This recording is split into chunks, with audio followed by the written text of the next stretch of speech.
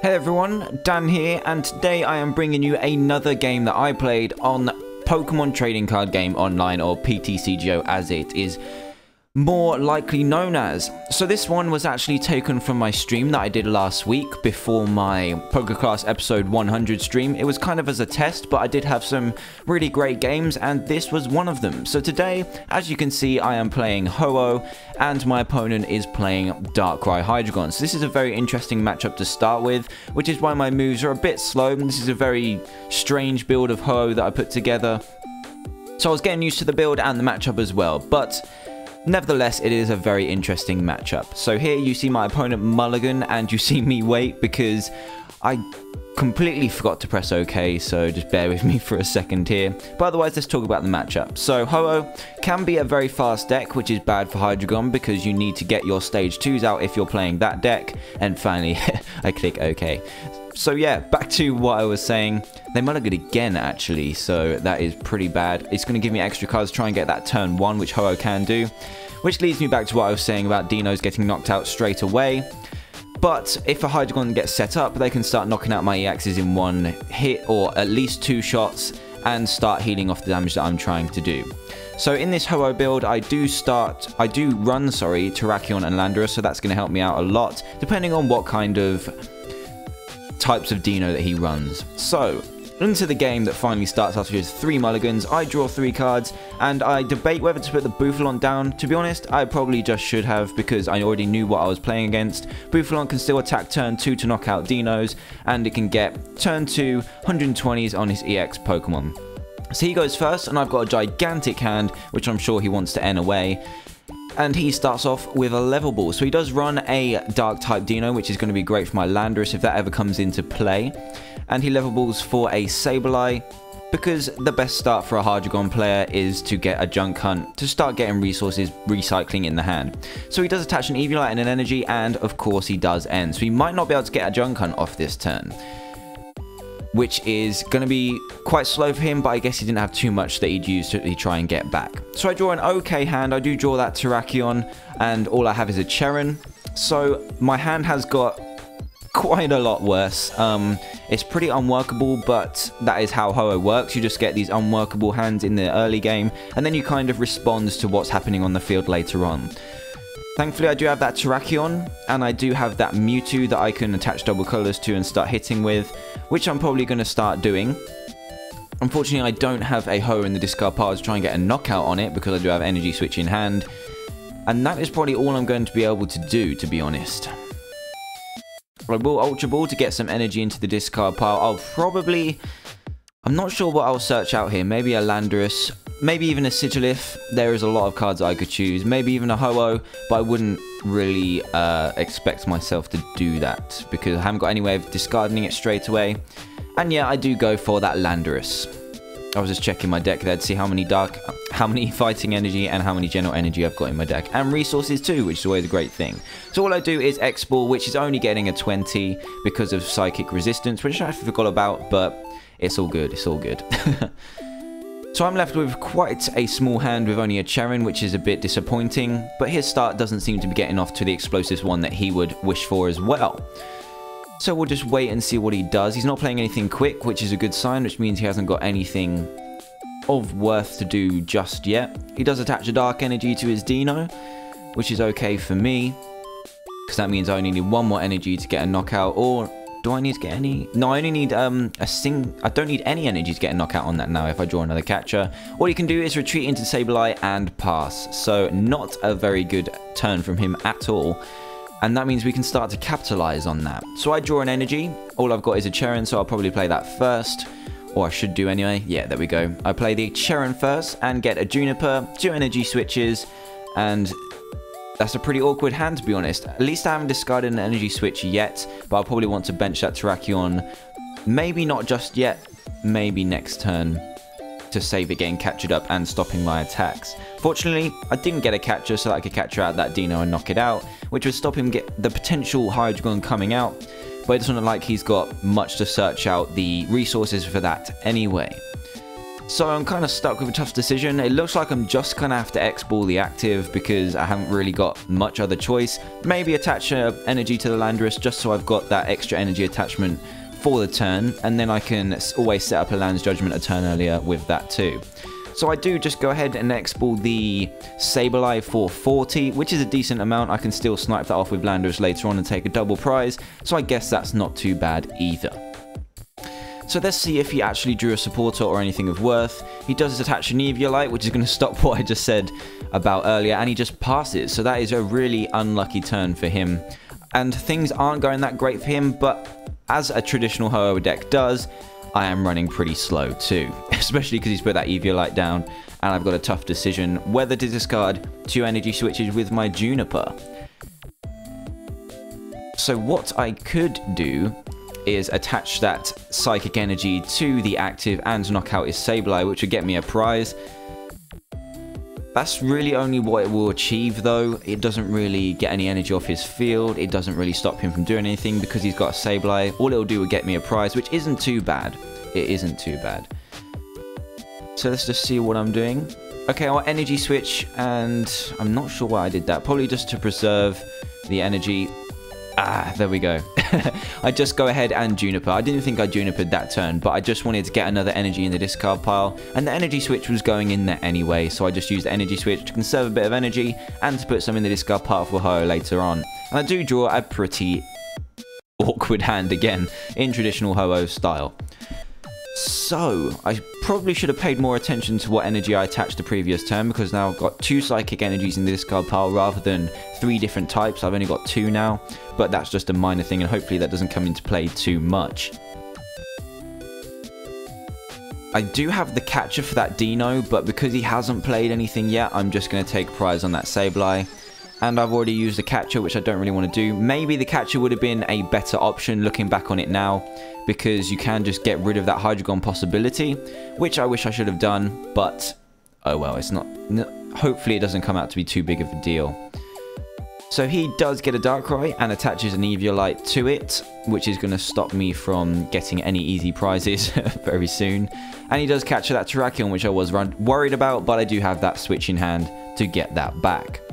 So, I'm sitting here with a massive hand. I know he hasn't got much. I would prefer to play the N right now, but because he hasn't got anything going for him, I'm just not going to play it because I don't need to.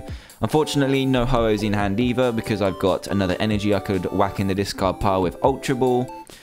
So I'm in a pretty tricky situation. I will probably switch and then catch up his Dino. That will probably devastate his game and will set me up for the win, because then I've only got 2 EXs to take out with his pretty bad start, which can be quite achievable because I do run stuff like Bouffalon, which can take easy prizes on EXs because of its massive attack Gold Breaker, but we'll see what I do. So I do switch into that Mewtwo, so Mewtwo is putting in some work here, wow, and I do catch up the Dino as well, stopping any chance of him getting a Hydreigon the next turn, and gives me an extra turn to get some damage on his EXs before they become a problem. That does put a Dark Energy in his discard pile, but I'm sure that won't be too much of an issue. It could heighten the chance of him getting a Night Spear, but because none of his other Pokemon have energy attached, I'm not too wary of it at the moment. So I do just X-Ball, not playing a supporter, and I'm feeling fairly good about my position right now. And my prize is another energy, so that is not a bad prize at all, especially with Ultra Ball in hand. I would prefer it to be a fighting energy, but you can't ask for too much. So what he does do is capture the Terrakion for a stall attempt and just has to pass. So he's having an extremely awful game right now. And I'm still having very awkward hands. So I don't have the switch, but I do have a Super Scoop Up. And that is probably what I'm going to attempt to do. It does waste more resources on my end, because if I didn't have them in hand, I'd have to fish for them, which means junipering away a lot of stuff. And Super Scoop Up is my last out, and if it doesn't work, if I flip tails, then I'm going to be pretty stuck. But if it does flip tails, we're going to find out. Oh, I do get tails. So if I get, because I got tails, I am going to have to burn some resources, or just, I could just skip my turn. I could just end my turn and just sit there while he doesn't attach or do anything, basically. So I could just sit there and wait on some more resources to come up, but it still is a pretty sticky situation. This game is far from over yet. because I'm probably not going to be able to get any damage on the field this turn. And then he has the chance to put down a Dino, or a couple of Dinos, and try and get a Hydreigon going as soon as possible, or just a Night Spear would be good too. So I do decide to go ahead and Ultra Ball, getting rid of a Juniper and an Energy. I'm probably going to be searching for a Ho-Oh here, planning the Juniper next turn, because I'm not really going to need Tornadus, and I'm probably not going to need another Mewtwo either. But Ho-Oh is going to be nice sitting in the discard pile. I do decide to bench that Tornadus, because it is okay against Darkrai, not too great against Eviolited Darkrai's, but it's always an easy attacker to have out there, and it has a fairly low retreat cost compared to everything else on my field. So I do go ahead and Juniper and get that Ho-Oh into the discard pile, along with 3 different types of energy, which is really good. So I'm not doing too bad. I do whiff a way to get my Terrakion out of the active spot, which is going to buy him a turn. But I do draw stuff like a Sigilif, and I do bench a Bouffalont too. So Bouffalant's going to be a really good attacker for next turn, so I do attach a double colourless to it. I could have maybe attached a double colourless to my Mewtwo, but if he does run Mewtwo himself, that could be very dangerous. So his turn, he actually gets to do something by Dark Patching. And let's see if he can do anything else. And he's thinking about it. He's thinking about it. No, he can't do anything else, which is a shame for him. And I do have that Tool Scrapper as well, which is going to put him even more on the back foot, because that opens him up to a lot of Bouffalont revenge. A lot of Bouffalont rage. So I do use that Tool Scrapper. I don't have a way to get that Terrakion out of the active spot again, which is a bit awkward for me. But I do have that Skylar, which will probably net me a switch. And I don't know why it's asking me to possibly discard a tool off of Landorus, because I've already discarded 2 tools, and that's pretty much against the law. So we'll see what I do next. I would imagine it would be Skylar for a switch, and then start hitting out with a Mewtwo. But I don't have a way to catch up any of his EXs, because knocking out that Sableye would be pretty useless. It doesn't really do anything. I still have to get through 2 more EXs to win this game, so it's not going to be a great thing to knock out that Sableye. It will net me a prize, but as I said, I still need to knock out 2 more EXs, depending on whether he benches another basic Pokemon or not. I need to assume that he won't. So still with the awkward hands, which seems to be a trait of Ho-Oh with all the videos I've seen and the ways I've played it as well. Very awkward deck, but still very, very powerful. So I do get that switch. Unfortunately, no fighting energy either, so I can't start spreading damage with Landorus. And I energy switch onto the Mewtwo, which is interesting, just to get that KO. Probably because, actually, I'm not sure why. Maybe because I've only used 2 catchers, and then I can use him to just bring up his EXs for me. I'm not too sure. It's a bit of a questionable play, because that's a lot of energy on my Mewtwo there. And it's probably going to go down in 2 turns.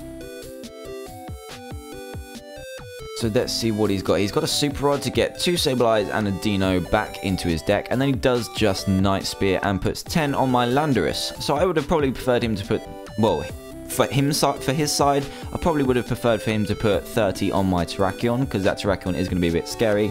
Especially because I just drew a Fighting Energy. So I can put that Fighting Energy anywhere I like.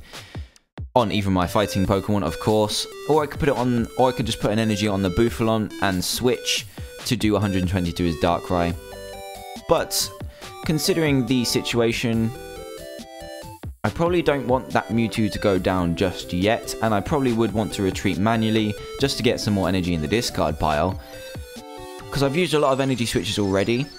So I do go ahead and retreat manually just to get some more energy types in the discard pile for use with Ho-Oh later on. And I do decide to go for my Bouffalont, because Darkrai does have an issue with Bouffalont. Seems though they 2-hit KO each other, because Gold Breaker does 120, more than enough to knock out a Darkrai even with Eviolite, and Darkrai Night Spears it for 70 twice.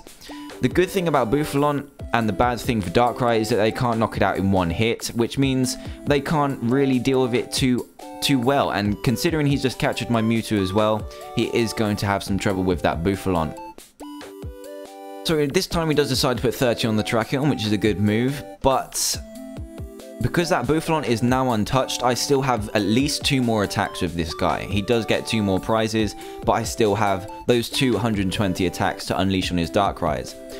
So I'd put a Fighting Energy onto either my Terrakion or my Landorus. I'm not too sure which one would be best here. I'm sure it doesn't matter too much. I am going to be able to hit for double weakness with both, but Terrakion's a bit more situational.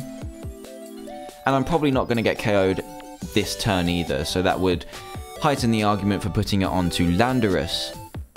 So I'm just going to think for a bit. I'm probably going to take the prize just with Bouffalant because that's the easiest thing. I think I'm debating whether to play a supporter or not. In this situation, I could even just not play a supporter, not pass. That would be an incredibly bad idea.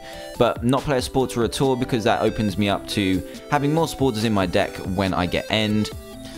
And I think I'm just deciding where to attach the Fighting Energy right now. So I do decide to put it on the Terrakion and then bench a Sigilyph and just attack, like I said, saving those supporters for a potential N later on, because I will be going down to 1 prize now. So if he does manage to get a prize now, I will just be open to just getting energy on my Terrakion and then dealing with him, and it pretty much puts him in an awkward position. The only thing he has, the thing he has to get through is a Bouffalant, which he can only knock out in 2 hits. And if he does knock it out, a Terrakion is going to answer to him. So here comes that N. I do have a fair amount of resources in my deck. I draw an N, which is a bit awkward. But I do have that. As I said earlier, that Bouffalant is staying there for at least 2 turns, which is great for me. It means I can get a massive attack off next turn, regardless of what happens with my hand. So we'll just see what he does before, and he just has to pass, which means more dead draws from his side. I do top deck a Computer Search, which is massive. I am going to be able to grab whatever I want next turn, and because I haven't played anything, he's probably not going to affect my hand that much. And from here, this game is probably pretty much won. He plays a Juniper, which means my hand isn't going anywhere, and I can pick whatever I want from my deck and win this game. So since he's benching basic Pokemon, I still have this ability to knock him out. He does play the Max Potion, which isn't going to matter now that he has basic Pokemon on his bench, and the fact that he's not going to be able to knock out this Bouffalant, paired with the fact that I can grab that catcher from my deck. I probably should have checked my discard pile first, just to check, but I'm pretty sure I have 2 left. So I can Computer Search, grab the catcher, and then catcher up a Dino for my final prize.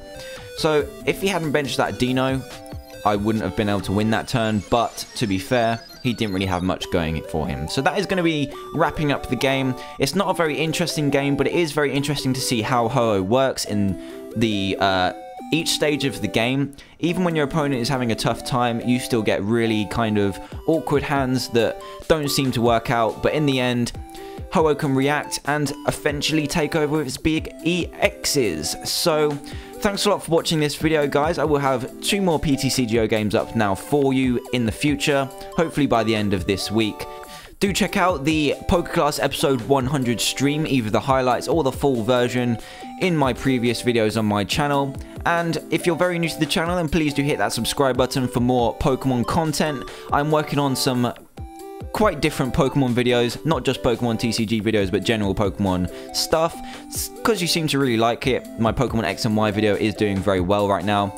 But for the rest of you, a like and a favour would really be appreciated. Comment down below of what decks you want to see in the future, or what content you want to see from my channel, and thanks again for watching.